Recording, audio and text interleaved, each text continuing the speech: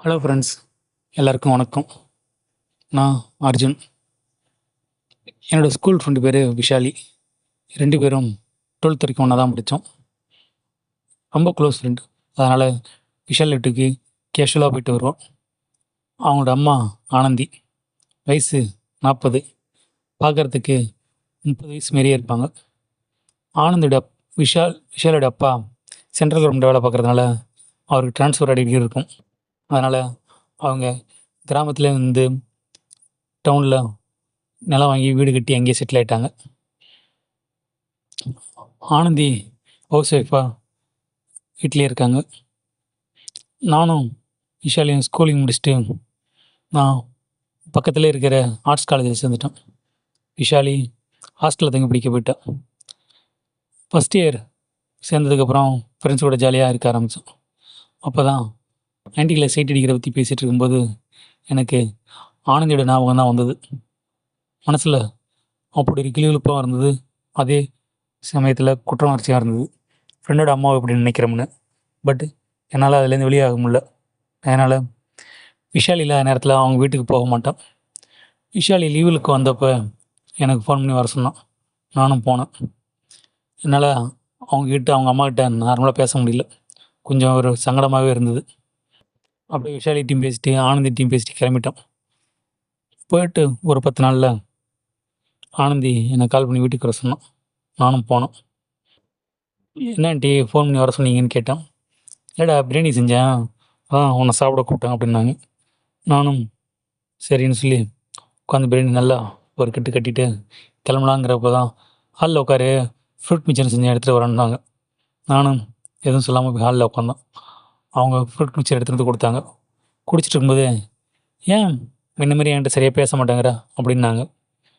நானும் எதுவும் சொல்லாமல் தலையை குனிஞ்சோம். அப்போ நீ எதாக இருந்தாலும் சொன்னால் தான் எனக்கு தெரியும், ஓப்பனாக பேசு அப்படின்னாங்க. நானும் காலேஜில் பசங்கிட்ட நடந்ததெல்லாம் ஆனந்திகிட்ட அப்படியே சொன்னோம். அவங்க அதை கேஷாக எடுத்துகிட்டு இதான பிரச்சனை, இதெல்லாம் இந்த வயசில் வர்றது தான், அதுக்காக இப்படி இருப்பியான்னு சொல்லி என்கிட்ட நெருங்கி உக்காந்தாங்க. அப்படியே அவங்க கையை எடுத்து என் தொடம்பில் வச்சு கொஞ்சம் கொஞ்சமாக மேலே ஏறினாங்க. அப்படி மேலே ஏற்றிட்டு இருக்கும்போது சொன்னாங்க, எனக்கும் இந்தமாரி ஆசைகள் இருக்குது, பட் வெளியே தெரிஞ்ச அசிங்கமாயிடும் அப்படின்னு சொன்னாங்க. நானும் அவங்கள கேள்வியை பார்த்தோம். விஷாலோட அப்பா 6 மாதத்துக்கு ஒரு வந்தாலும் அதிகமாக செய்ய மாட்டேங்கிறாரு, அவருக்கு அதில் இன்ட்ரெஸ்ட் இல்லை. ஆனால் இந்த வயசில் தான் எனக்கு அதில் நல்ல ஆர்வம் அதிகமாக இருக்கும், அது சொன்னாலும் அவர் புரிஞ்சிக்க மாட்டார், நானும் என்ன தான் பண்ணுறது அப்படின்னு சொல்லிக்கிட்டே அவங்க மெதுவாக என்னோடய பனானாவை அப்படியே தடவ ஆரம்பித்தாங்க. தடவிட்டு இருக்கும்போதே மறுபடியும் பேச ஆரம்பித்தாங்க.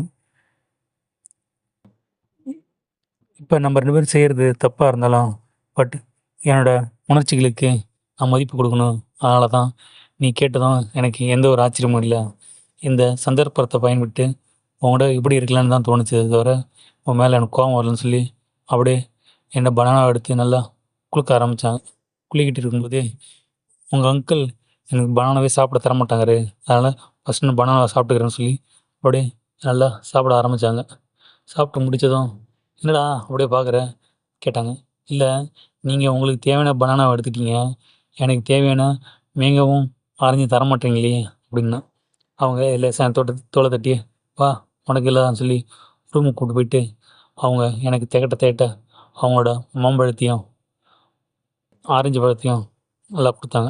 நானும் கொஞ்சம் கூட வேஸ்ட் பண்ணாமல் அதை நல்லா ரசித்து சுவைக்க ஆரம்பித்தேன். அப்படியே 2 பேரும் நல்லா சந்தோஷமாக இருக்க ஆரம்பித்தோம். இதை விஷாலுக்கு தெரியாமல் நானும் மறைச்சிட்டேன். Okay friends, thank you.